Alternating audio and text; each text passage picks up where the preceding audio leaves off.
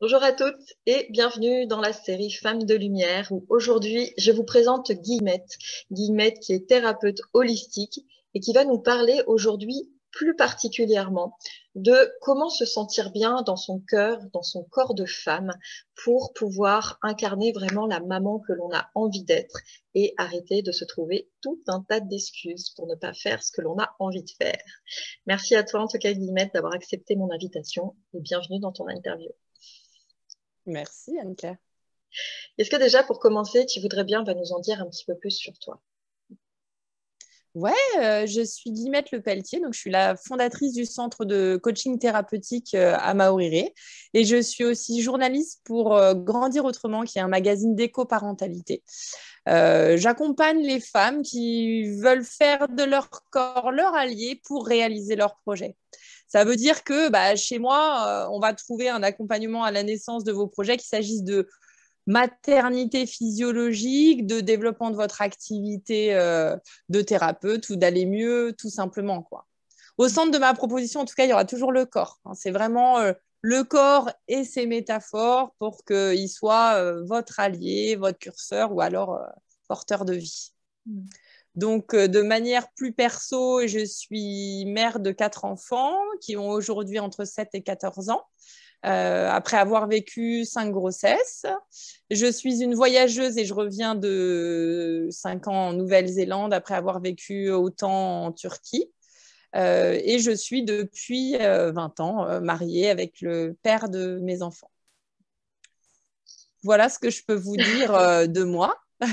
Que veux-tu savoir de plus, Ah non, Anne-Claire? je trouve ça déjà Je t'écoute. absolument génial de tout ce parcours déjà, d'être une maman nomade quelque part avec 4 enfants.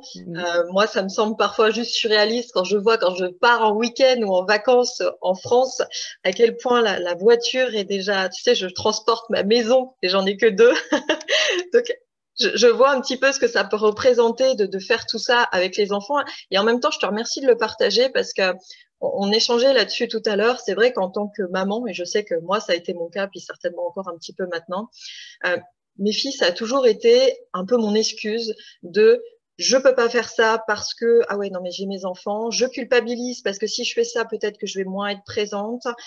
Mes enfants m'empêchent d'être entrepreneur, mes enfants m'empêchent d'être pleinement épanouie dans tel ou tel domaine. Et du coup c'est dommage parce qu'il y a souvent ce conflit chez les mamans entre j'adore être une maman, j'adore mes enfants et j'essaye vraiment de faire au mieux.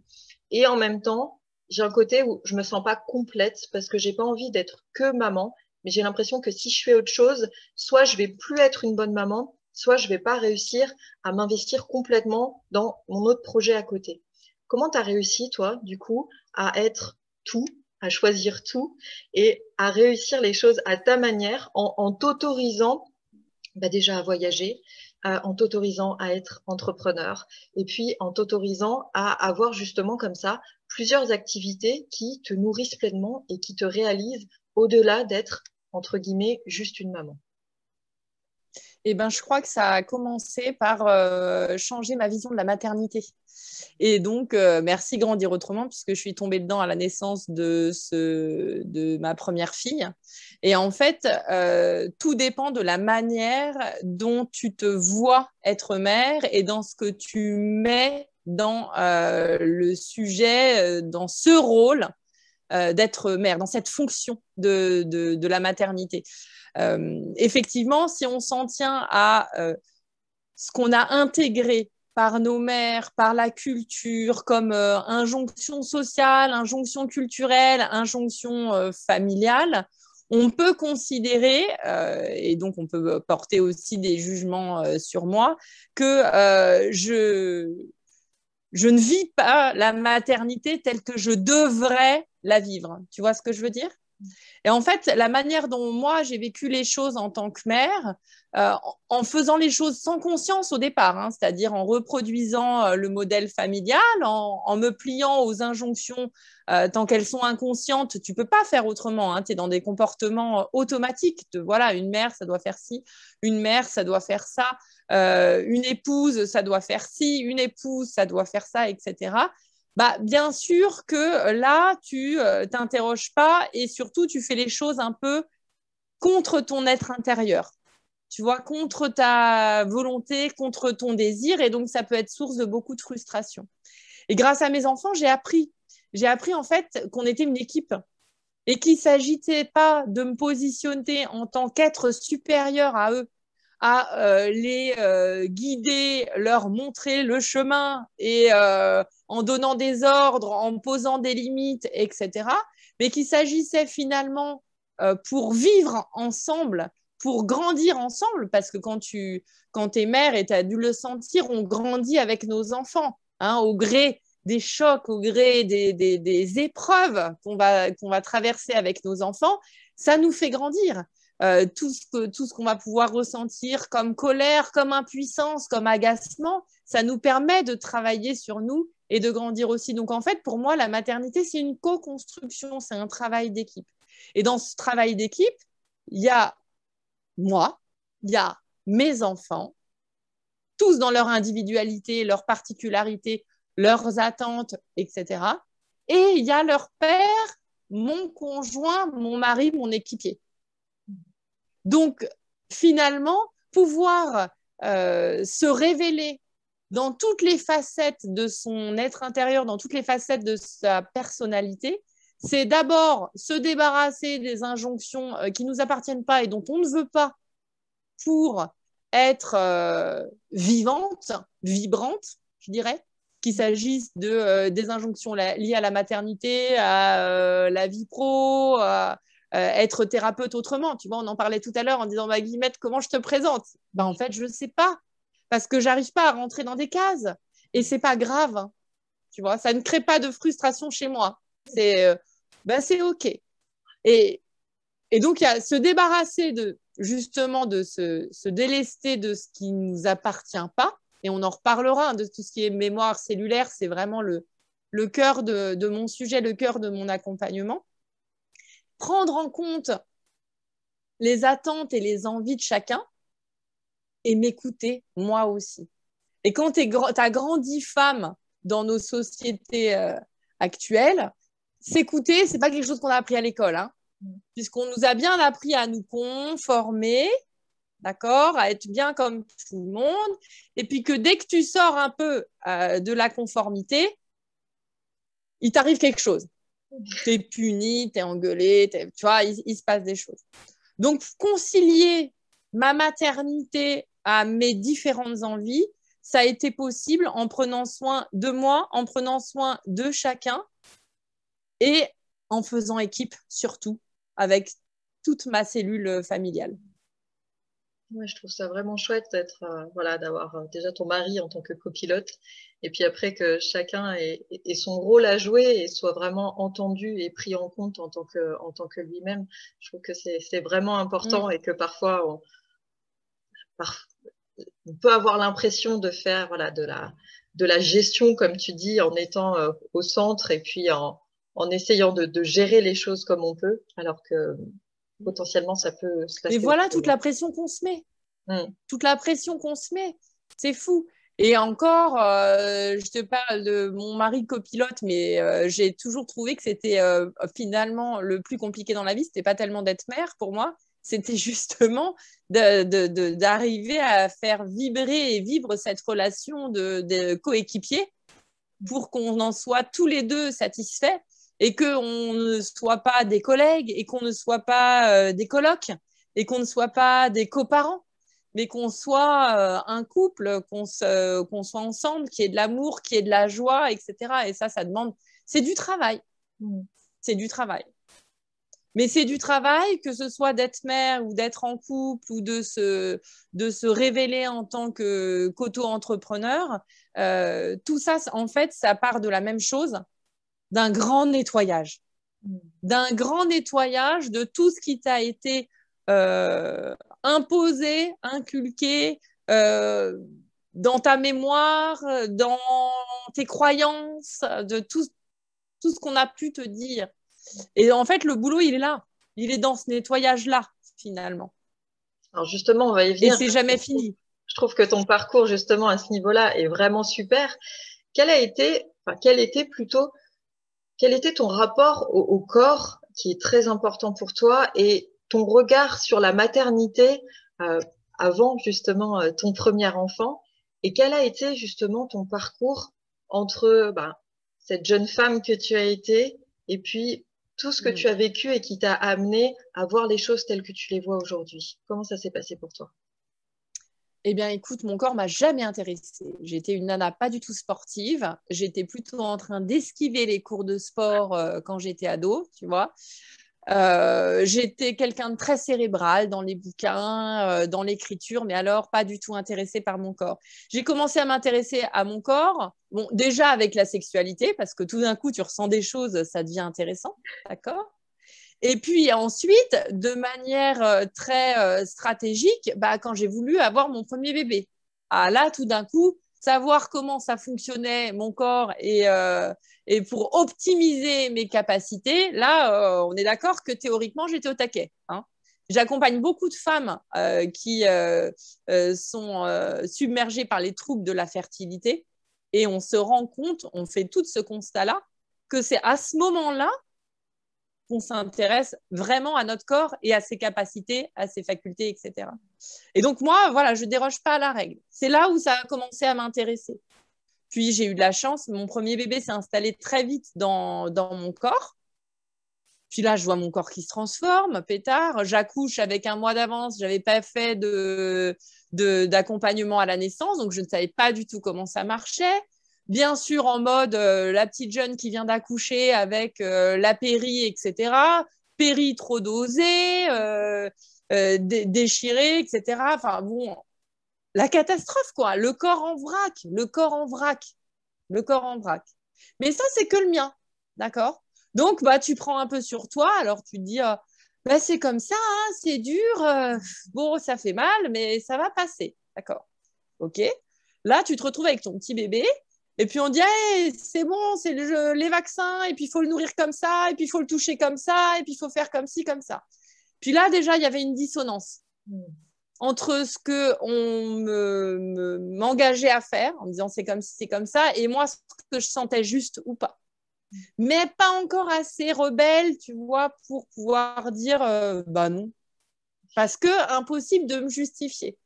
Conclusion arrive avec mon premier bébé et cet écart entre les exigences et ce que moi j'avais envie de faire, mon envie d'en apprendre suffisamment pour faire autrement. Et c'est là où j'ai commencé à faire mes études de naturopathie. C'est ce que je te dis, hein, c'est vraiment une co-construction avec tes enfants. Mon projet pro, en fait, tu vois, c'est exactement ça. Donc arrive mon deuxième bébé, là tout va bien, la naturopathie c'est fini, etc. On part à l'étranger, arrive mon troisième bébé. Et arrive mon troisième bébé avec des problèmes de santé qui sont bien costauds, et au point que le pronostic vital est engagé sur ces 3 premières années. Et là, pour moi, c'est un peu l'impuissance à son maximum, puisque tu te retrouves avec un nourrisson en danger dans les bras, c'est ton enfant. Et puis, j'avais beau avoir ma naturopathie, qu'est-ce que tu voulais que je fasse à partir du moment où le pronostic vital est engagé? Et donc là, se met en place forcément un parcours je dirais, conventionnel, en médecine conventionnelle, avec des médecins, des séjours à l'hôpital, etc. Et puis moi, en fait, je voulais comprendre, hein, la puissance, c'est quelque chose que je n'accepte pas. Et je me suis lancée en mémoire cellulaire. Donc, j'accompagne mon bébé en mémoire cellulaire. En même temps, forcément, je me forme parce que j'ai toujours ce besoin d'en savoir plus en nourrissant mon cerveau. Et puis, j'apprends finalement avec mon enfant et ce travail en mémoire cellulaire, que la maladie, c'est un message. C'est un message qui dit l'écart entre ce que vous vivez et ce que vous voudriez vivre. Ah non, mais super, mais ça ne marche pas pour mon bébé de 2 mois. Hein, on est d'accord. Je veux bien que ça explique toutes les maladies que tu veux pour des adultes, mais quand tu me parles de la maladie de mon enfant, non, ça ne marche pas. Et c'est là où, en fait, j'ai réalisé que le message qui était passé par le corps de mon enfant, il était pour moi. c'était moi, la mère, qui vivait un tel écart entre ce que je voulais vivre au cœur de moi et ce que je vivais, sans écouter les signes de mon propre corps, qu'après coup, j'ai pu entendre. C'est-à-dire que je me suis dit, ah oui, j'avais des épisodes où je toussais vachement. Ah oui, j'avais des épisodes où mon cycle menstruel, c'était n'importe quoi. Ah oui, j'avais des douleurs. Ah oui, ah oui. Mais tout ça, j'entendais pas. Par contre, quand c'est passé par le corps de mon fils, alors là, on est d'accord que j'étais capable de déplacer des montagnes pour lui. Ce que j'ai pas fait pour moi, pour mon petit, c'était obligé, j'y allais, quoi.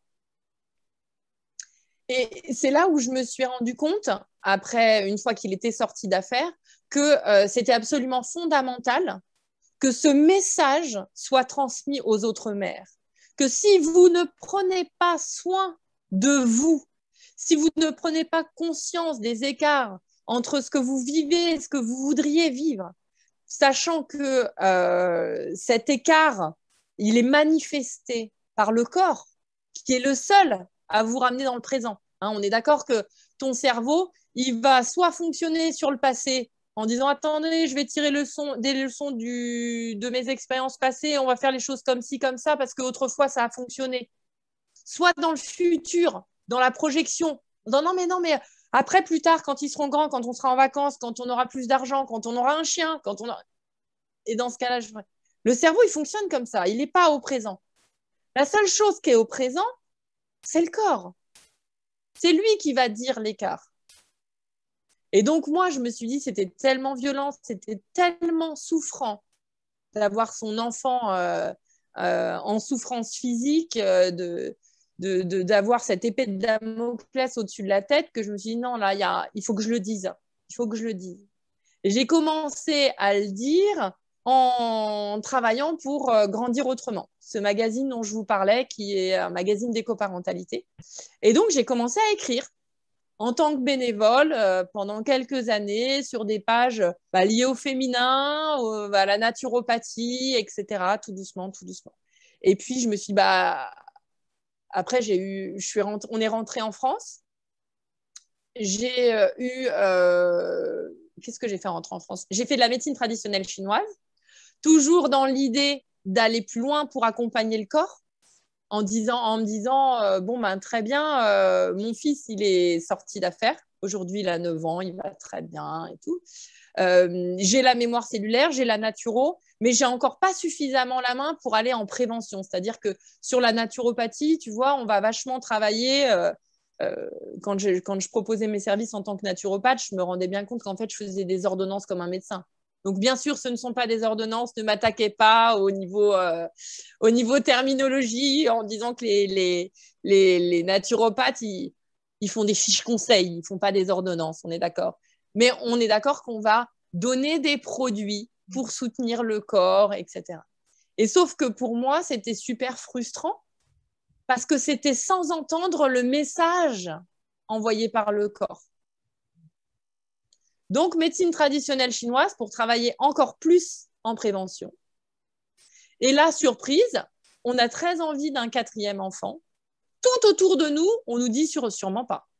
Tu as déjà eu ton petit dernier était malade, tu vas pas franchement vendre ton âme au diable, tu vas pas reprendre le risque de retomber dans cette souffrance. Donc, tu vois, ces injonctions de... Puis nous, on voulait ce bébé. Et puis, il ne s'installe pas. Il ne s'installe pas. Donc, tu fais l'apprentissage, en plus du discours dominant qui te dit « Non, mais attends, tu ne vas pas pleurer parce que tu n'arrives pas à faire ton 4e bébé, sachant que tu en as déjà 3. » Non, je veux dire, il y a des femmes qui n'en ont pas du tout. Tu ne vas pas oser être malheureuse de ne pas réaliser ton projet de maternité, sachant que tu en as déjà 3. Tu les vois, là, toutes les injonctions qui tombent. Eh bien, elle est arrivée. Elle s'est installée. Je pense que j'avais vraiment besoin de passer par ce parcours de résistance, tu vois, de mon corps qui disait non. Parce que c'est mon corps qui a dit non. Mon corps qui a dit non avec des infections à répétition. Mon corps qui a dit non avec des règles qui n'arrivaient pas. Mon corps qui a dit non avec des cycles qui faisaient n'importe quoi.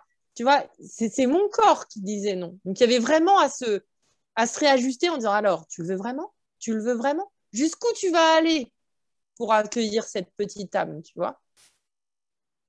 Et donc, elle s'est installée en moi. On a eu une petite dernière nous a permis d'avoir cette sensation de famille complète.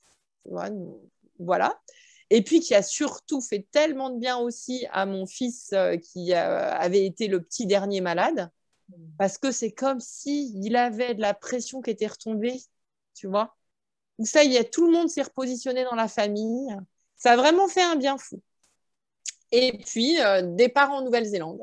Et là, en Nouvelle-Zélande, je me retrouve avec ce CV de plein de spécificités liées au corps, à ne pas le savoir comment le relier. Et je me forme sur une autre technique de médecine traditionnelle chinoise arrivée là-bas. Et là, c'est la révélation. Il y a tout qui s'imbrique. En disant, oui, tu peux créer ta méthode. Oui, tu peux accompagner les femmes à s'écouter, à prendre soin de leur équilibre, toujours dans cet objectif de maternité heureuse, d'éviter que le message passe par la souffrance d'un de tes enfants, d'éviter que la souffrance passe par ton corps. Parce que profondément, je sens quoi, moi? Je sens qu'en fait, on peut accompagner ses enfants, éduquer ses enfants, utiliser le terme que vous voulez, que s'il y a de l'amour. En fait, c'est ça le plus important. Si je suis dans un océan d'amour pour moi-même et pour les autres, ça vibre comme ça. Et eux, ils peuvent grandir en toute sérénité dans l'amour, heureux, etc., etc. Et c'est tout ce qu'on souhaite pour nos enfants. Après, je peux t'en faire encore des kilomètres de discours parce que j'ai eu un fils qui a déclenché vers 9-10 ans une grosse crise de violence et puis ça a été douloureux. Comment l'accompagner? Qu'est-ce qui se passe pour lui? Et la découverte de la dyslexie, du haut potentiel, du cerveau neuroatypique que je ne connaissais absolument pas du tout, du tout, du tout. Donc encore une fois, merci pour le cadeau, mon chouchou. Ça a été souffrant, ça a été violent, mais il a fallu en passer par là pour que lui se révèle, que nous, ses parents, on découvre une autre manière de voir le monde, de penser le monde, tu vois, parce que ce qu'on appelle haut potentiel, ce qu'on appelle précoce, ce qu'on appelle douance, tout ce que tu veux, c'est une autre manière d'interpréter, de filtrer les informations et de vivre le monde. Et encore une fois, ça nous demande de nous ajuster. Et grâce à lui et aux autres, parce que derrière, ma fille s'est révélée être aussi... voilà, elle a pris l'autoroute. Et derrière, je me suis rendu compte, moi-même, j'ai découvert ma neuroatypie. J'avais 39 ans. J'avais 39 ans. C'est-à-dire que si je relis mon histoire d'enfant, je me vois comme une gamine malheureuse à l'école. Je me vois comme une gamine qui a détesté le collège, qui se sentait maltraitée, qui était en conflit permanent, etc. Et je me rends compte, en fait, que je n'étais pas bête, que je n'étais pas à côté de la plaque, que je n'étais pas hors système. J'ai juste un fonctionnement, si tu cartographies mon cerveau, qui n'est pas le même que les autres. Ça fait du bien de l'apprendre, hein. Même si c'est à 39 ans. Après, tu l'apprends, tu chiales un bon coup. Hein. Parce que tu dis, oh, ça fait 39 ans que je passais à côté d'un élément de ma personnalité. Mais c'est fondamental, finalement. Et à partir du moment où tu arrives à mieux te comprendre, et on en revient au corps, tu vois, je te parle de cerveau, mais c'est vraiment ça.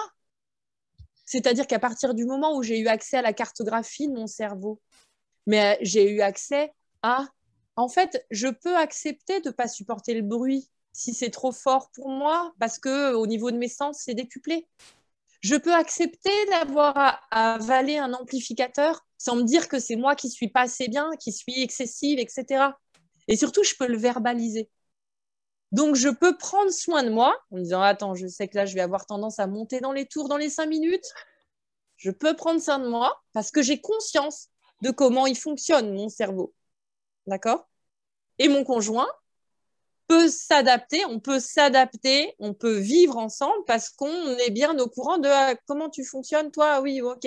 Alors toi, tu es en mode amplificateur, je vais la jouer en mode modérateur. Ce sera peut-être plus confort hein, pour pour la famille, tu vois. Je te remercie de partager tout ça. Ça m'émeut beaucoup parce que je me retrouve vraiment dans tout ce que tu partages.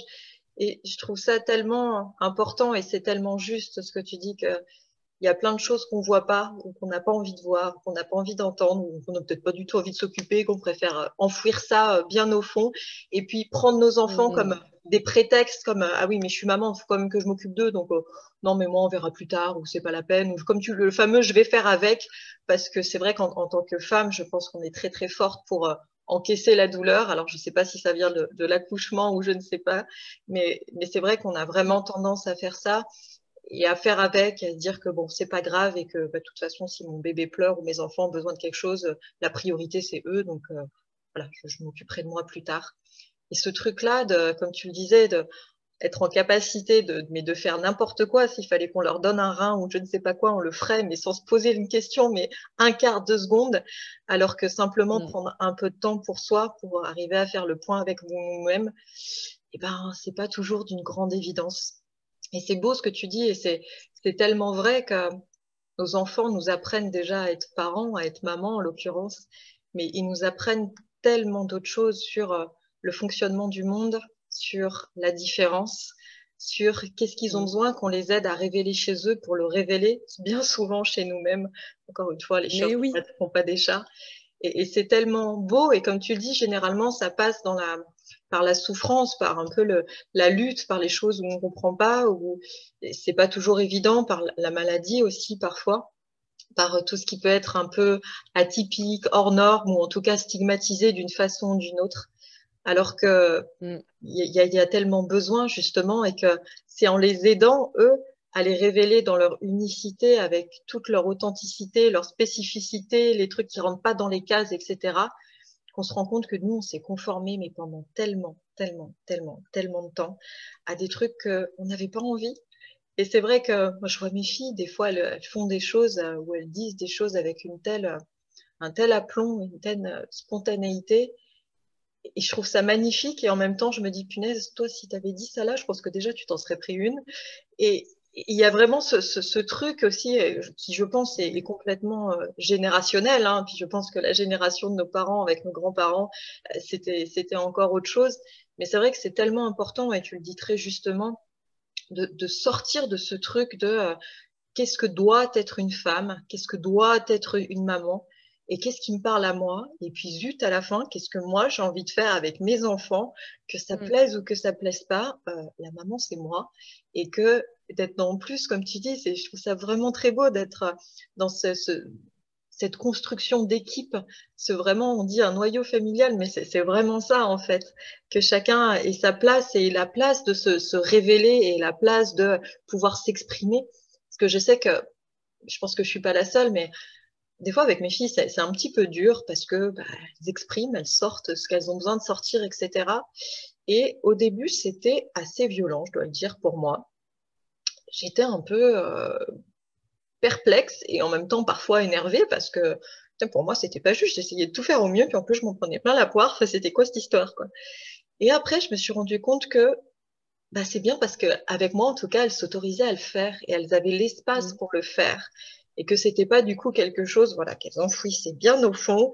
Et puis, bah, peut-être que voilà, ça aurait pu sortir à l'école ou elles auraient pu développer une maladie ou un complexe particulier ou quelque chose. Et donc, c'était important. Et là, à ce moment-là, je me suis rappelé que bah, moi, c'est quelque chose que je n'avais pas pu faire parce qu'on m'avait dit tellement, tais-toi, mais je pense un nombre incalculable de fois parce que voilà, Mmh. parce que j'étais une petite fille différente aussi et mes parents savaient pas trop quoi faire avec moi, en tout cas pendant un certain temps. Et c'est tellement beau et c'est vrai que pour moi ça a été une sorte, j'allais dire revanche, un peu aussi, mais comme une réparation finalement, de pouvoir faire avec mes filles ce que j'aurais aimé que l'on fasse pour moi. Alors sans projection, parce que mes filles sont mes filles et moi c'était moi, mais être vraiment dans cet accompagnement, dans cette révélation de laisser cet espace à nos enfants d'être eux-mêmes. Et c'est tellement important et je trouve ça vraiment beau dans tout ce que tu partages. de vraiment d'avoir ça, d'avoir cet espace, d'avoir cette écoute pour soi et pour l'autre, d'accepter des choses pour soi, parce qu'il y a beaucoup de parents qui, par exemple, n'acceptent pas les colères de leur enfant, parce que eux-mêmes n'acceptent pas cette colère en eux, ne se permettent pas de l'exprimer, ne se permettent pas de la verbaliser, ou je sais pas, d'aller courir ou d'aller taper dans un punching ball, bref, peu importe la façon dont vous avez besoin dont ça s'exprime, mais de voir un petit peu ça, de ok, et toute la bienveillance et tout l'amour que j'ai pour mes enfants, à quel endroit je l'ai pour moi aussi. Et c'est vraiment ce truc de voilà, pour C'est ça, pouvoir c'est exactement tu ça vois, que tu dis. ouais. C'est-à-dire que c'est chouette hein, de laisser un espace à ses enfants et d'être l'espace où ils vont pouvoir dire, où ils vont pouvoir être eux-mêmes, etc. Mais dans le même temps, si tu ne montres pas à tes enfants que toi aussi, tu as besoin de ton espace, ils apprennent quoi? Ils apprennent qu'à partir du moment où tu es maman, il n'y a plus d'espace pour toi, que tout ton espace, il est pour l'autre, alors pour tes enfants, pour ton conjoint, etc. Et tu vois, c'est là où ça s'ajuste et où il y a de la place pour tout le monde. C'est-à-dire que de la même manière que tu dis à tes petits, ben là, c'est ton espace et merci de l'envahir et de faire ta colère ici parce que tu as raison, tu es en sécurité, tu peux tout dire, etc. Et ben de la même manière, tu peux dire, bah, j'ai besoin de mon espace. Moi, j'avais besoin de mon espace de formation. J'avais besoin de pouvoir m'extraire. Et l'exemple donné à mes enfants, conclusion, je pense à mes filles, parce que on en reparlera peut-être, mais il y a quelque chose au féminin de très fort sur l'annulation de soi, hein, pour être vraiment complètement tourné vers les autres, et de pouvoir dire non, en fait, il y a de la place pour tout le monde, mais il y a de la place pour moi aussi, et je vous montre. C'est pas tout de le dire. Je vous montre. Et ben non, là, c'est pas le temps de maman. Moi, je me souviens de mes copines qui me disaient, mais là, ils font plus la sieste, j'ai plus 5 minutes. Oh là là, j'ai plus 5 minutes, ils font plus la sieste. Je disais, mais chez moi, ça fait un moment qu'ils dormaient plus. Par contre, j'avais appelé ça temps calme. Mm. Et j'avais dit, vous savez quoi? Entre 13h et 15h, c'est le temps de maman. Mm. Vous reposez votre corps tranquillement comme vous voulez, en sécurité, dans votre pièce, etc. Mais c'est le temps calme et c'est le temps où moi je bossais. Alors attention, le temps calme, c'est pas le temps où je fais le ménage, où je vide le lave-vaisselle, où je mets en route une petite machine de linge. Hein. On est d'accord. C'était, ah bah si restait le relief du repas sur la table, il restait le relief du repas sur la table. Bon, toute conscience écologique gardée, parce qu'il n'y avait pas non plus de gâchis, tu vois ce que je veux dire.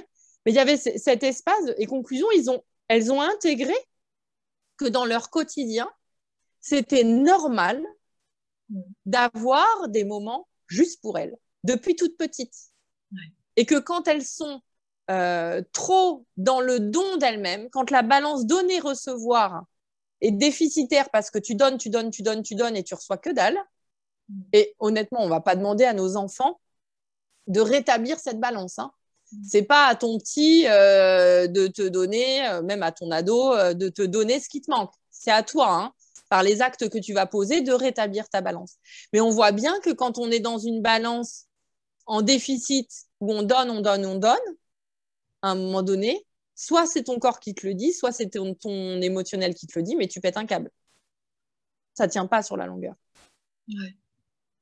Et c'est hyper important, comme tu dis, de se prendre en considération et d'avoir vraiment la preuve par l'action, parce que c'est vrai que les enfants, alors les filles certainement comme les garçons, mais c'est vrai que voilà, peut-être davantage pour les filles, comment tu te gères toi? Qu'est-ce que tu t'autorises? Qu'est-ce qui est OK pour toi? Qu'est-ce que tu leur montres du coup pour que ça devienne une normalité pour elles? C'est vrai que moi, dans toute ma lignée, on va dire féminine, j'ai eu cette image des femmes qui se sacrifient, des femmes qui subissent, des femmes qui sont vraiment en retrait, des femmes qui sont mères avant tout. Et c'était quelque chose, je me suis dit, waouh, mais alors du coup, moi, si j'ai envie de fonder une famille, ça veut dire que je vais devenir comme ça et que mon quotidien, ça va être ça. C'est un peu violent quand même. Et du coup, c'est Ça donne important pas aussi. envie, hein. C'est ça, c'est important de se dire qu'au-delà de ce que l'on fait pour soi, c'est qu'est-ce que je vais permettre à mes enfants, qui je vais permettre d'être à ma fille, et puis quelle image de la femme je donne à mon garçon. Et c'est vraiment tout ça aussi qui se joue. Et je voulais revenir sur quelque chose qui m'a marqué dans ce que tu as partagé. c'est comment, du coup, avec ton arrivée en Nouvelle-Zélande, tu as réunifié toutes tes formations. Et j'ai l'impression que c'est comme si à ce moment-là, en même temps, tu avais réunifié en toi toutes les petites parties de toi-même et que tu arrivais vraiment à faire cette synergie qui prenait du sens à l'extérieur parce que ça venait de prendre du sens à l'intérieur de toi. Et que du coup, c'était voilà, ce truc-là de multifacette où non, je suis pas obligée de rentrer dans une case, non, je suis pas obligée d'avoir une étiquette, non, je suis pas obligée de me spécialiser dans un truc en particulier. Je peux être multiple, je peux être moi, je peux être divers et variée.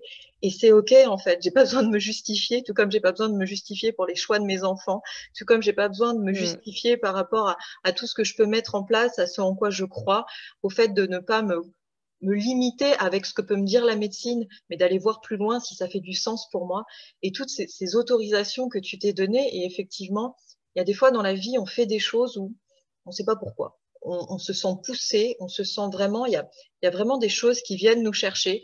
Et sur le principe, ça n'a aucun sens. Et puis un jour, c'est un peu comme qu'on arrive enfin à faire toutes les facettes du Rubik's Cube.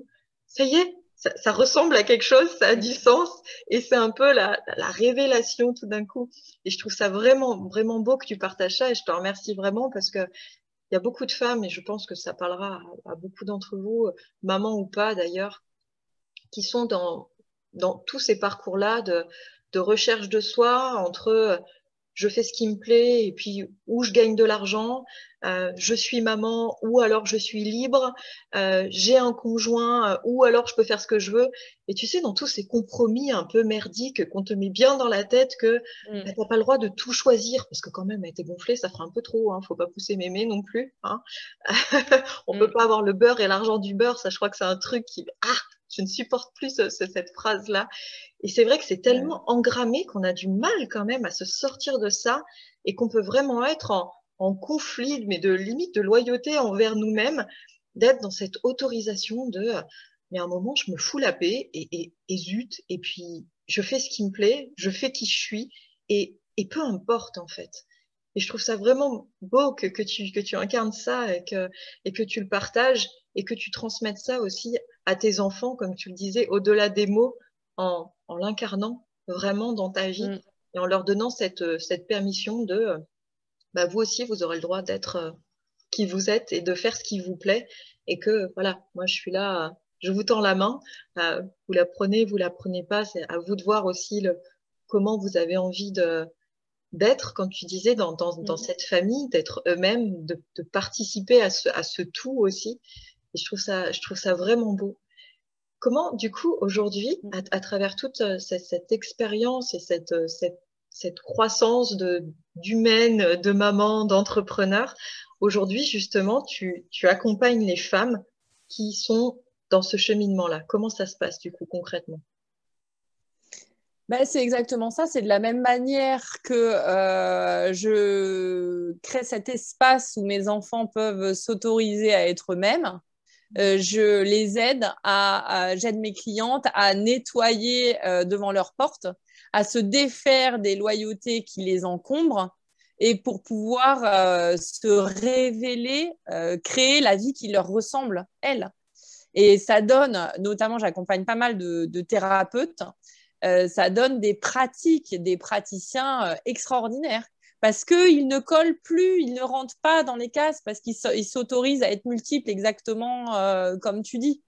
Très concrètement, je te le disais, le fond de mon travail pour faire ce nettoyage, tu vois, il commence par la mémoire cellulaire. Donc, la mémoire cellulaire, c'est tout un ensemble, je dirais, d'empreintes comme des poupées russes qui se sont engrammées les unes dans les autres, tu vois, ces poupées russes, d'accord. Aujourd'hui, la mémoire cellulaire, elle fait plus aucun doute, alors que quand j'avais commencé, on me prenait vraiment pour une farfelue. Mais aujourd'hui, grâce à l'épigénétique qui reconnaît notamment que les drames peuvent se transmettre sur du marquage ADN de génération en génération, même quand cette génération, troisième génération, n'a pas vécu, n'a pas connaissance du drame, tu sais, quand on va parler de secrets de famille, etc., si on fait une analyse ADN, on va se rendre compte qu'il y a un marquage ADN traumatisé qui date de... Donc aujourd'hui, on sait qu'il y a des mises en comportement automatiques liées aux expériences et aux drames passés qui vont se remanifester dans le présent. Donc, l'idée, c'est d'aller faire un tour. Alors, comme je te disais tout à l'heure, c'est jamais fini. Et le développement personnel, c'est jamais fini. Et si vous voyez une thérapeute qui fait plus de travail sur elle, changez de thérapeute. Hein, parce qu'on ne peut pas en voir le bout. Et c'est tout l'objet, de toute façon, de la vie, d'aller encore plus près de soi-même, tu vois. Mais personne ne peut dire « j'y suis arrivé ». Peut-être les Bouddhas, les ermites, tu vois. Et encore, à partir du moment où tu sors de la relation, je ne suis pas bien sûre, tu vois. Mais en tout cas, et c'est un travail pour toute la vie.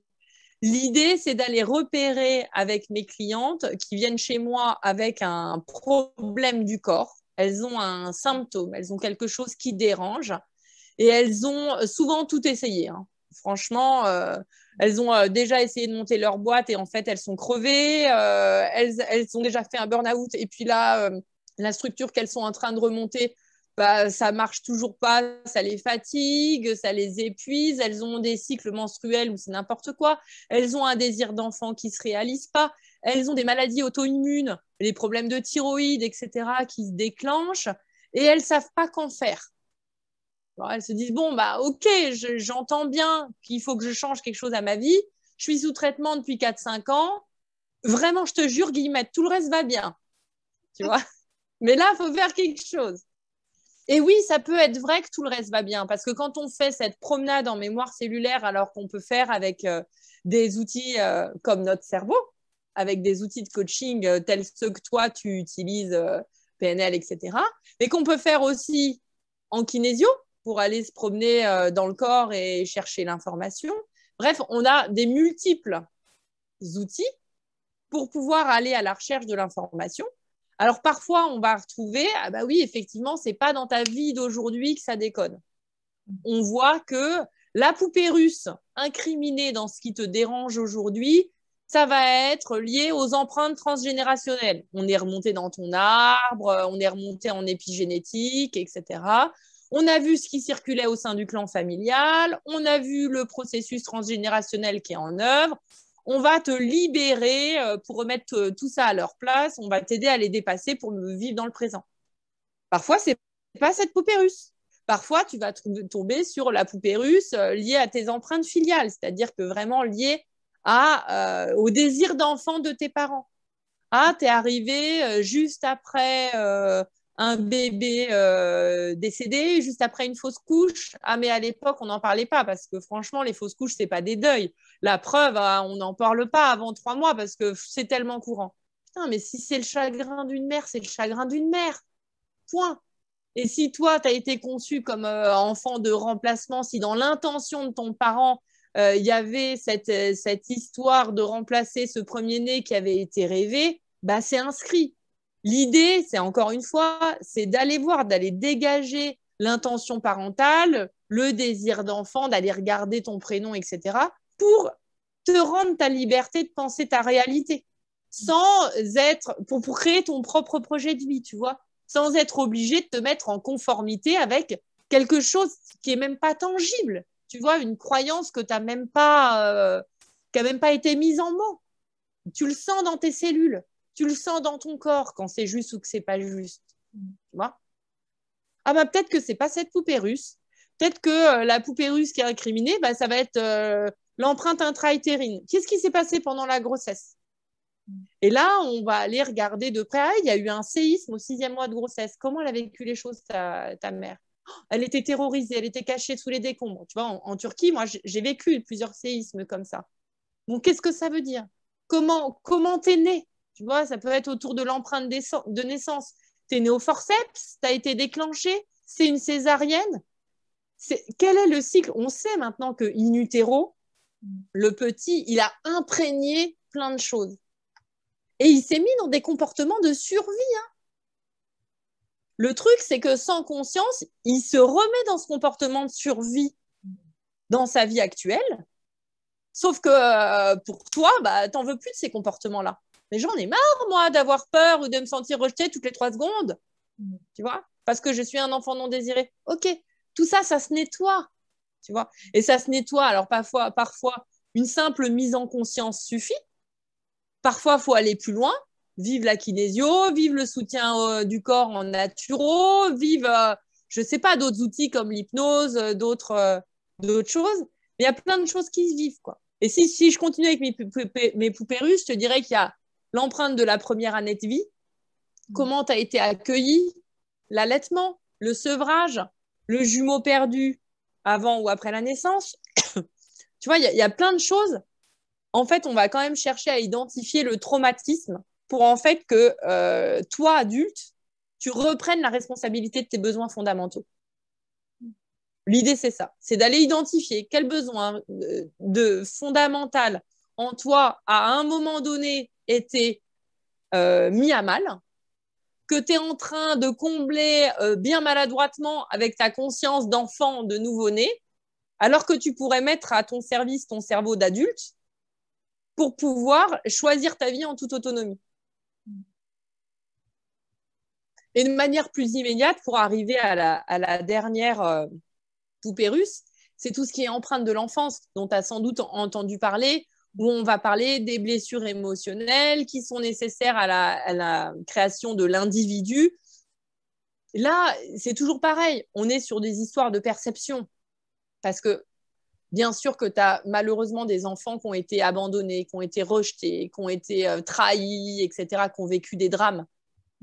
Mais 80% du temps, ce n'est pas le cas. 80% du temps, c'est une accumulation de petites choses que l'enfant a interprétées comme. Et là, c'est pareil. L'idée, c'est de voir ce que tu as intégré comme comportement automatique pour pouvoir te reprogrammer et faire les choses autrement. Parce que de toute façon, ton corps et tes expériences de vie vont toujours être là pour te renvoyer l'information encore et encore et encore. On appelle ça le cycle biologique mémorisé, tu vois, en mémoire cellulaire, pour que tu fermes les vieux dossiers. Alors, tu fais à ton rythme. Si tu veux fermer les vieux dossiers qu'à 45 piges, dis-toi bien qu'il va être renvoyé plusieurs fois dans ta vie. Et une fois que tu as fait ce travail de nettoyage, tu reprogrammes. Et tu reprogrammes comment? Ça veut dire que tu reprogrammes en te créant des nouvelles habitudes, en intégrant des nouveaux comportements. Mais ça te demande un entraînement. C'est-à-dire que si ça fait 35 ans que tu vis sur l'ancien modèle avec tes réactions automatiques, c'est pas tout de voir la crotte de chien, tu vois. Faut voir comment tu évites de marcher dedans. Alors, tu vas faire un pas vers la droite, un pas en arrière, un pas vers la gauche. Ça va être quoi ton chemin? Et l'idée, c'est de trouver ensemble ta technique et que tu vas devoir répéter pendant un temps donné jusqu'à ce qu'elle s'intègre. Ouais, c'est exactement ça. C'est comment toi, tu trouves ta technique. Parce que bien souvent, c'est humain, hein, on regarde à gauche, on regarde à droite, on dit mais je comprends pas, j'ai fait comme elle et moi, ça marche pas.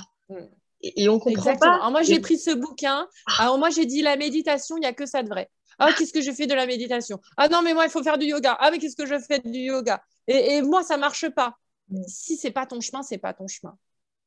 Et c'est là où je dispose d'un outil qui est extraordinaire, qui est un outil de la médecine traditionnelle chinoise qui s'appelle la méthode Basi, qui vraiment va t'aider à prendre conscience de la manière dont sont dispatchées tes énergies de base dans tes différents environnements et comment les exploiter.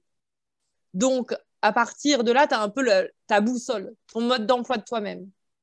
Donc, c'est vrai que toute cette reprogrammation, grâce à cet outil qui est la base de tous mes accompagnements, eh ben, tu n'es plus à tâtonner. Tu n'es plus à aller chercher le livre de bidule, l'expérience de machine, etc.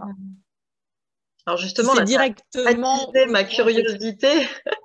Je connaissais pas du tout cet outil-là. Voilà, la médecine chinoise, j'en étais vraiment restée à tout ce qui peut être acupuncture, à certaines voilà prises en charge un petit peu différentes. Mais alors, je connais pas du tout cet outil-là. Est-ce que tu veux bien nous en dire un petit peu plus parce que ça a l'air d'être un peu ta baguette magique. Ah oui, enfin c'est celle qui a relié, qui relie, qui rassemble mes clientes, c'est sûr. En fait, en médecine traditionnelle chinoise, tu as plusieurs outils, d'accord? Comme tu dis, tu as l'acu, tu vas avoir les ventouses, tu vas avoir le massage Shuina, tu vas avoir l'acupression. Enfin, il y a plein d'outils en médecine traditionnelle chinoise. Il y a le qigong, etc., etc. Tous ces outils ont une même base, deux principes fondamentaux. Le premier, c'est le yin et le yang, qui dit que tout existe parce que son contraire existe et que tout est cyclique, d'accord? Et le deuxième principe fondamental à la base de cette médecine, on est d'accord, qui est plus vieille que la nôtre, hein, médecine ancestrale qui a plus que fait ses preuves, il y a le pentagramme des 5 éléments. C'est une étoile à 5 branches. Dessus sont représentées, au bout de chacune des branches, les 5 énergies fondamentales. On est d'accord que c'est une méthode de classement. C'est une grille de lecture de la médecine traditionnelle chinoise pour pouvoir prendre soin des individus.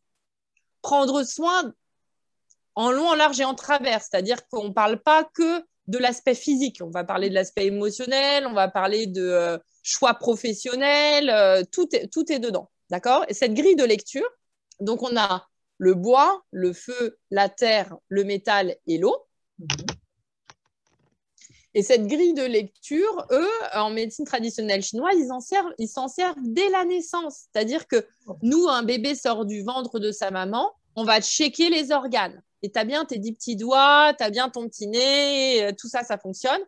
Et ben, en médecine traditionnelle chinoise, ils font aussi la carte énergétique de base, ta carte de naissance. Comment sont dispatchées ces 5 énergies dans ton équilibre quand tu nais?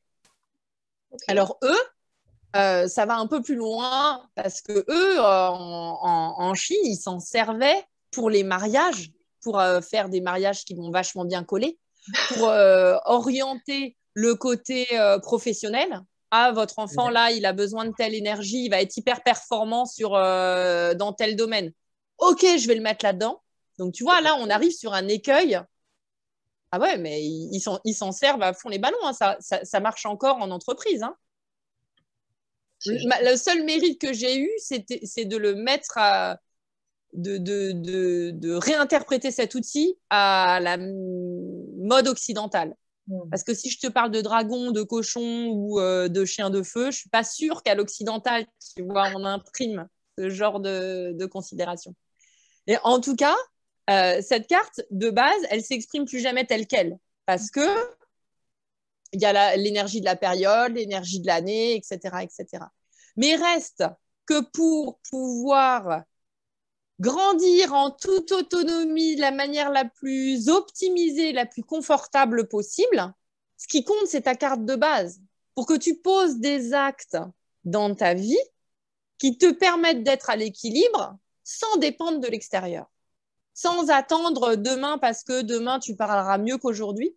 Sans attendre dans un mois parce que dans un mois, tu seras plus lumineuse qu'aujourd'hui. Tu vois, l'idée, c'est ça. Ouais, je trouve ça génial parce que comme c'est un formidable outil.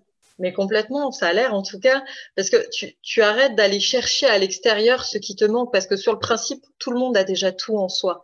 Mais c'est vrai que des fois, quand on te dit ça, tu te dis, ouais, alors t'es bien gentil, mais là, il y a quand même un truc qui déconne ou qui marche pas. Et c'est pas forcément évident d'arriver à voir de soi à soi. Qu'est-ce qu'on parlait d'alignement tout à l'heure, et c'est vraiment ça en fait. Il y a des fois, on a conscience que là, de soi à soi, il y a un truc qui va pas, où on voit bien que même nos enfants, puis alors nos enfants, ils sont spécialistes pour ça, pour nous refléter justement ce qui va pas chez nous. Et on voit bien que, ok, là, je constate que mon loulou, il a un comportement, ça va pas, ou alors il dort plus, ou alors il fait des cauchemars, ou alors tout d'un coup, il va nous taper des crises, on comprend même pas ce qui se passe, ou il va devenir pénible à l'école, ou il va se mettre à nous parler d'une façon, mais on savait même pas qu'il avait ce genre de vocabulaire-là. Et c'est vrai que dans ces cas-là, on a tendance quand même à se poser des questions. Alors, on peut être au début peut-être voilà, dans le côté restrictif, la punition, vouloir mettre des règles, des choses, etc. Et se dire, oula, qu'est-ce que j'ai loupé, quoi. Et puis c'est vrai qu'il y a un moment donné, je pense que tout parent fait ça, qu'à un moment donné, voilà, on se regarde et puis on se dit, tiens, à quel endroit ça vient me chercher chez moi, en fait? Qu'est-ce qui fait écho d'une façon ou d'une autre? Et c'est hyper intéressant. Alors, je sais pas si pour le coup, quand les mamans ou les femmes simplement viennent te voir, elles viennent parfois avec leur pitchoun. Est-ce que tu accompagnes aussi les enfants ou est-ce que tu t'occupes principalement des mamans et puis par ricochet, les choses arrivent à se réaligner aussi par rapport aux enfants? Mais c'est hyper précieux justement et on parlait tout à l'heure de ton fils qui a cette dyslexie-là, mais il y a aussi énormément d'enfants pour qui l'école telle qu'elle est aujourd'hui n'est pas adaptée. Alors, il y a des parents qui ont fait le choix parfois de déscolariser leur enfant pour faire les choses à leur manière chez eux, soit eux-mêmes, soit en ayant un précepteur, un maître à la maison, peu importe quelle que soit la façon. Et puis, il y a des parents, et moi, je l'avoue complètement, je ne me sens absolument pas les épaules ou les capacités pour être maîtresse. Mais c'est vrai que je constate des fois que, voilà, les enfants s'adaptent jusqu'à une certaine mesure. Et puis, il y a un moment, ça le fait pas. Et c'est vrai qu'ils ont tendance à, comme tu le disais très justement tout à l'heure, à se sentir bêtes parce que ils n'ont pas la même logique et parce que c'est vrai que voilà, alors notamment les maths, le français, hein, qui sont quand même les deux matières sur lesquelles, en France en tout cas, on insiste beaucoup beaucoup. Mm. Ben, je vois, j'ai ma pitchoune, les règles de grammaire pour elle, ça n'a aucune logique. Donc elle les apprend, un peu comme les tables de multiplication, parce que on a dit que ça plus ça faisait ça. Donc voilà, elle apprend bêtement, elle bachote du haut de ses 8 ans, mais ça n'a pas de sens, ça n'a aucune logique et elle peut être par contre beaucoup plus créative quand elle va s'exprimer en danse, quand elle va écrire, quand elle va s'échapper dans la lecture, où elle se crée ses propres histoires et pour le coup, elle les crée vraiment, hein, elle se fait des petits livres et tout ça. Et elle a une autre, voilà, une autre façon de s'exprimer. Et c'est vrai que moi, je suis assez parfois désarçonnée. Alors maintenant, j'ai compris, je me mets plus en colère. Mais c'est vrai que parfois, c'est pas évident d'arriver à accompagner nos enfants dans cette particularité de compréhension. Mais c'est pas que l'école, hein, c'est vraiment du monde de façon générale, de la façon dont ils perçoivent les choses. Mm. Et ça m'a fait sourire quand tu as parlé tout à l'heure de perception un peu exacerbée comme ça, parce qu'effectivement, elle a les oreilles très sensibles. Il y a des fois, elle entend des bruits, mais moi, je ne les perçois pas. Et quelque chose qu'elle adore, comme les feux d'artifice, pour elle, ça a le côté voilà un peu magique, un peu réponse. Mais un feu d'artifice, eh ben, il faut qu'elle mette un casque sur les oreilles parce que sinon, pour elle, c'est pas possible. C'est comme si le pétard, on lui mettait à 3 cm de l'oreille Mm. et c'est pas possible. Et c'est vrai que c'est assez déroutant, je trouve. Et en même temps, c'est beau que bah, nos enfants nous poussent comme ça à aller chercher déjà en nous nos propres ressources, nos propres incohérences, notre propre amour de nous-mêmes pour leur permettre davantage de le faire. Alors du coup, j'ai fait un peu la question-réponse, mais c'est à la base que je voulais te demander comment ça se passe pour les mamans qui viennent te voir par rapport à leur pitchoun ou leur grand pitchoun d'ailleurs aussi, parce que l'adolescence c'est encore autre chose et on est confronté à encore autre chose chez nous après quand nos enfants arrivent à cette période-là. Est-ce que des fois les mamans viennent avec leurs enfants ou comment ça se passe en fait, cette relation Alors, de on s'occupe de soi, mais on aimerait bien réussir à faire avancer la situation aussi avec nos enfants. Alors pour moi, il y a une chose qui est très claire, très concrètement. Tu sais, c'est comme dans les vols long courriers. Dans les vols long courriers en avion, on te dit le masque à oxygène, les mamans, vous les mettez d'abord. Ne commencez pas à mettre le masque à oxygène sur le nez de vos enfants. Après, vous ne pourrez pas assurer une cacahuète si vous tombez dans les vapes. Donc le masque à oxygène, c'est vous d'abord. Mon accompagnement ne concerne pas les enfants du tout. Je ne reçois pas d'enfants. Parce que pour moi, de toute façon, la personne qui est la plus à même d'accompagner cet enfant, c'est son parent. Donc, mon job, c'est d'accompagner la mère à recontacter sa pleine puissance. Et donc, bien sûr que quand elle vient vers moi parce qu'elle n'en peut plus de son enfant, parce qu'elle ne sait plus comment l'accompagner, parce qu'elle n'en dort plus, parce qu'elle est prise par la colère dès qu'il ouvre la bouche, parce qu'elle supporte plus de le voir même en peinture, parce qu'elle en peut plus d'être convoquée à l'école, etc.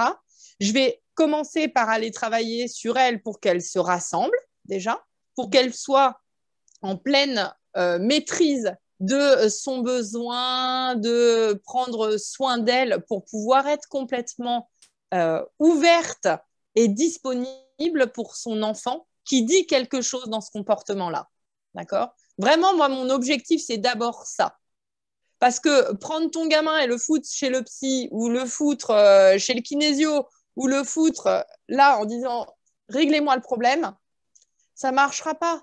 Un enfant, quel que soit son âge, peut-être c'est moins vrai quand ton ado est plus tourné vers les pères PAIRS que sa cellule familiale, mais généralement, l'histoire m'a montré, l'expérience m'a montré que quand tu as des parents qui font un travail de mise en conscience sur eux-mêmes, la crise d'ado, elle va arriver à 9 ans, tu vois, ce qu'on va appeler crise d'ado. C'est-à-dire beaucoup plus tôt, parce que l'individualisation, elle va se faire à ce moment-là, en toute sécurité, avec de l'importance des parents, tu vois. Et puis, tu auras après une adolescence qui va se dérouler tranquillement, d'accord? Mais l'idée, c'est ça, c'est que la meilleure personne pour cet enfant, c'est toi, maman. C'est toi, papa. Donc, moi, je vais te donner les clés pour appréhender ton enfant, pour aller vers ton enfant. Mais je ne vais pas accompagner ton enfant. Ce n'est pas de moi dont il a besoin. Il a besoin de sentir ton amour plein, entier. Il a besoin de te sentir sereine, serein à ses côtés. Il a besoin de sentir que tu le comprends. Il a besoin. C'est ça qui fera que ton enfant se sentira mieux. Donc moi, mon job, c'est vraiment d'accompagner ça. La mère, le père. Le père, je le vois de temps en temps, mais comme toi, je suis plus tournée vers la maternité parce que c'est le corps que je connais le mieux, hein, pour l'avoir expérimenté. Mais je rencontre aussi parfois les pères. Et l'autre chose que je voulais réagir, tu vois, sur laquelle je voulais réagir, c'est l'école, c'est pas anodin. C'est près de 8 heures par jour pour nos enfants depuis l'âge de 3 ans. Il reste quoi? 1 heure le matin, 4 heures le soir max, où tu nous cales les devoirs, le bain, le dîner et la petite histoire pour être en relation? Bon, après, je ne vais pas m'étendre sur le sujet parce que tu vois, moi, j'ai retiré mes 4 enfants de l'école et que je fais l'école à la maison. Donc, je fais partie de ces parents qui ont décidé de ne pas faire de concessions sur cet équilibre-là. Même si j'ai essayé, hein. En Nouvelle-Zélande, ils étaient complètement scolarisés. Mais la proposition éducative n'était pas la même qu'en France. Du tout. Le bourrage de crâne de tu vas avaler des données pour avaler des données, moi, c'est quelque chose que je ne comprends pas. Et de toute façon, mes enfants, avec leurs particularités, si ça ne fait pas sens, il n'y a rien qui capte. Je peux toujours m'échiner, hein, je peux toujours leur faire réciter. Ça ne servira à rien. Donc, je suis bien obligée de bidouiller et de faire les choses autrement si je veux insérer un minimum de contenu. Mais là où tu vois le plus gros du boulot, ça a été à moi de le faire, c'est qu'il a fallu que je travaille sur ma perception à moi. Ah, mais moi, je ne suis pas capable d'être prof. Ah, mais moi, je ne suis pas capable de couper ma journée de travail en deux et de travailler que les après-midi. Ah, mais on m'a dit qu'ils allaient être asociaux, qu'ils ne verraient pas assez d'enfants. Ah, mais on m'a dit qu'ils ne pourraient pas accéder aux études supérieures qu'ils voudront. Ah, on m'a dit, tu vois, c'est comme tout à l'heure. C'est-à-dire qu'on est sur une histoire d'injonction à être tous conformes, tous pareils. Et l'idée, c'est que si ça ne colle pas avec toi, maman, pour prendre ta décision en toute conscience. Et moi, cette année, à la rentrée de septembre, j'en ai 2 sur 4 qui veulent retourner à l'école. Eh bien, c'est OK. C'est OK. Moi, ça me convient. Vous avez envie, vous vous sentez prête. Comme par hasard, c'est les filles, pas les garçons, tu sais. C'est OK. Mais en attendant, moi, je suis confortable avec ça. Et j'ai trouvé que même si c'est compliqué, c'est parfois douloureux, nanana, il a fallu composer et tout, ça m'a demandé des efforts, et il a fallu que je m'en défende, il a fallu que je fasse les contrôles pédagogiques, tu vois, que des trucs qui sont pas agréables, quoi. Et pour autant, putain, je me sens alignée avec ça, et c'est conforme à ce que je veux dire et partager à mes enfants, pas par rapport à ce qu'on m'impose. Ouais, et ça, c'est vraiment le plus important au final, carrément. Mais tu sais, je lisais un livre l'autre jour et j'ai vraiment eu un éclair. Je me suis réveillée le matin où je me suis dit, mon Dieu, mais en fait, le truc, c'est ça. Je lisais un livre d'Isabelle Sorante, qui n'est pas un livre de développement personnel, qui s'appelle Le complexe de la sorcière. Et en gros, je me suis rendu compte que nous, dans notre histoire de femmes, il y a eu cette histoire de chasse aux sorcières. Sur 2 siècles, toutes les femmes qui n'étaient pas conformes, qui ne faisaient pas comme les autres, qui n'étaient pas dociles, qui se permettaient de faire ou de dire les choses autrement, elles étaient brûlées, pourchassées, torturées, qu'elles aient fait des choses liées à la sorcellerie, dites associées à la sorcellerie ou pas. D'accord? Et donc, nous, dans notre mémoire de femme, on a forcément une ancêtre, soit qui a été torturée, morte au bûcher en tant que sorcière, soit a été témoin. Et rien qu'en étant témoin de ça, toute femme a dans sa mémoire cette terreur de l'anticonformisme. Si moi, je ne suis pas absolument telle qu'on m'attend, en fait, on va me brûler au bûcher. Mais je prends des risques. Et tu vois, la peur, elle est viscérale. C'est-à-dire qu'on n'est pas sur une peur immédiate. On ne va pas me brûler vive parce que j'ai décidé de faire l'école à mes enfants et de ne pas rentrer dans une case de kinésiologue ou de naturopathe. Mais tu sens, et c'est là tout le poids de la mémoire cellulaire, qu'il y a une histoire plus grande que toi. Il y a une grande histoire dans la petite histoire, tu vois, qui fait qu'aujourd'hui, se révéler différente, non conforme et ne pas être dans l'acceptation des règles imposées, je parle pas d'acceptation de ce qui est, hein, mais des règles imposées, c'est hyper dangereux pour une femme. Mais peut-être que je me trompe, hein, parce que quand je me suis réveillée le matin avec cet éclair-là, cette réflexion-là, j'ai dit à mon mari, mais ça t'arrive, toi, d'avoir une petite voix qui te pourrit, c'est-à-dire qui te dit, mais t'es vraiment une mauvaise mère de faire ça, mais t'es vraiment trop une merde de penser les choses comme ça. Tu sais, en développement personnel, on va te le dire, adressez-vous comme vous vous adresseriez à une amie. Parce qu'on s'adresse toujours à soi de manière assez violente. Et en fait, cette petite voix-là, alors déjà, bon, mon mari m'a dit non, moi, ça m'arrive pas. Ok. Je sais, il faudrait que j'aille explorer le masculin un peu plus pour aller voir si non, mais toi, t'as jamais cette petite voix qui te pourrit là? Tu sais qu'on va parler d'auto-sabotage, on va parler de celle qui te coupe l'herbe sous le pied, qui dit mais tu vois bien que si tu fais ça, il va penser ça. Attention. Et en fait, cette petite voix, Isabelle Sorand, dans son livre, elle dit mais en fait, c'est la voix de l'inquisiteur. C'est cette petite voix-là qui est engrammée, tu vois, au fond de toi, qui dit ah non, non, il n'y a pas moyen. Fais attention aux conséquences. C'est ça. Je trouve ça pas inintéressant comme réflexion. Non, en tout cas, merci. Et comme quoi, tu vois, il y a à nettoyer.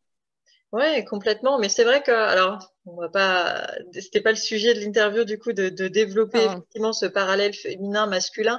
Mais en même temps, c'est hyper intéressant et je pense que ça gagne, en tout cas, à être exploré, comme tu le dis. Et je trouve ça rigolo que tu aies pu partager ça avec ton mari parce que on en parlait tout à l'heure. Effectivement, les hommes, en tout cas, on va pas mettre tout le monde dans le même sac, mais en grande majorité, ils se posent pas autant de questions.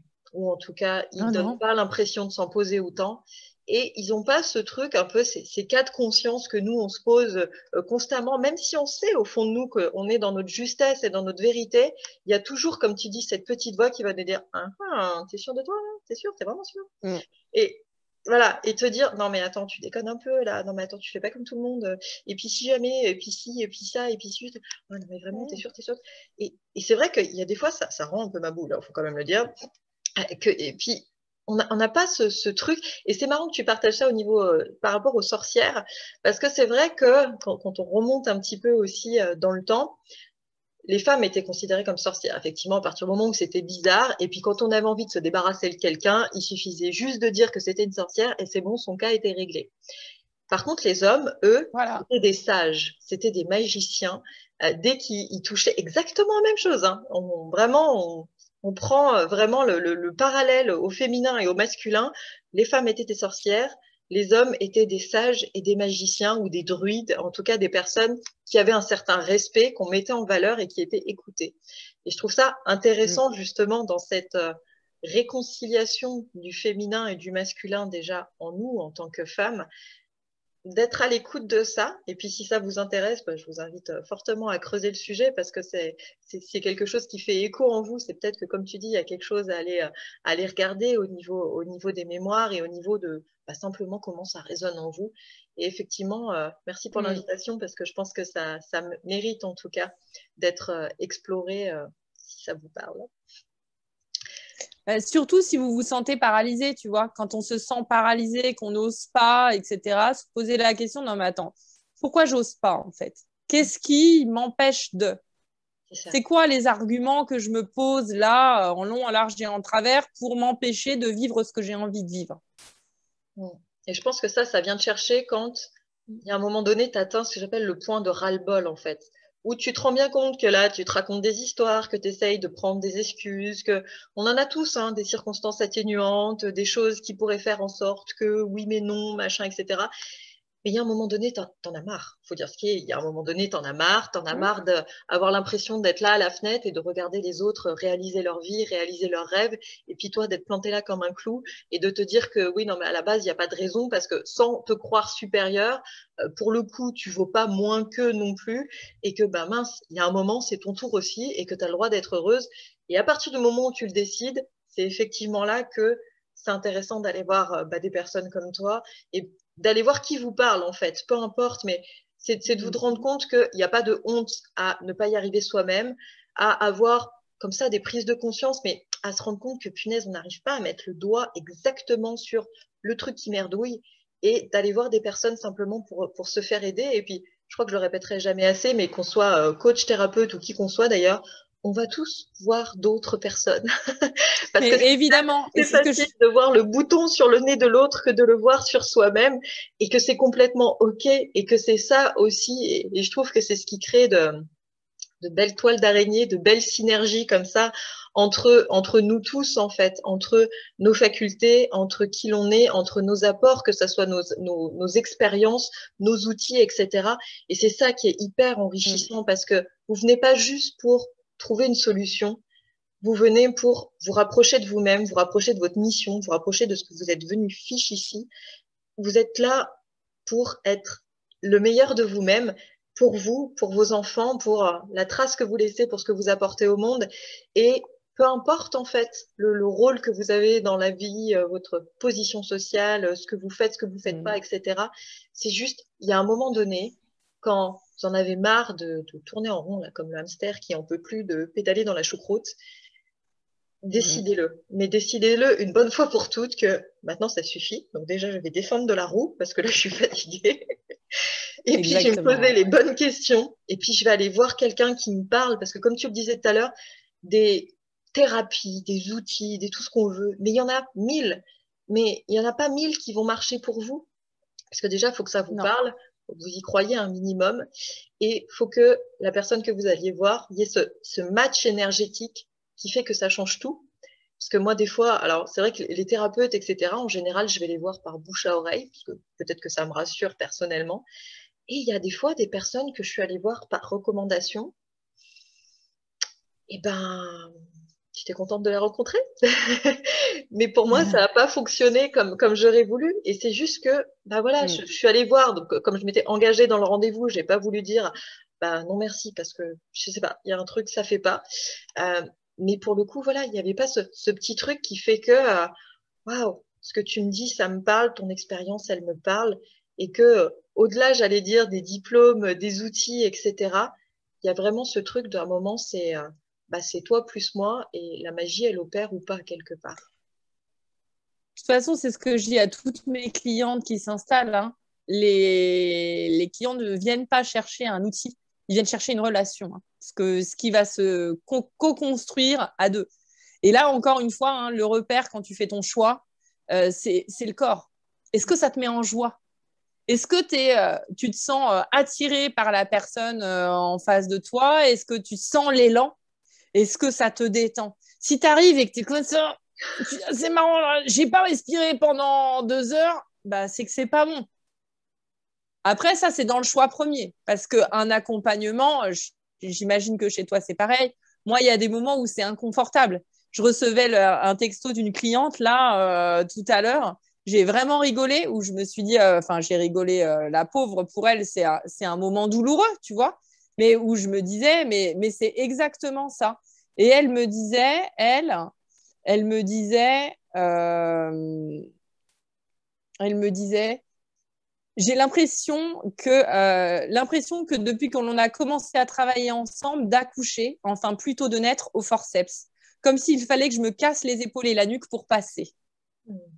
Donc, tu sens que au sein de l'accompagnement, même si tu as choisi avec tout l'élan, eh ben, il y a des moments où, putain, là, ça fait mal. J'ai mal dans mon corps, j'ai mal dans mes prises de conscience, j'ai du mal à poser les choses de manière différente, mais avec cette impression d'être dans le juste.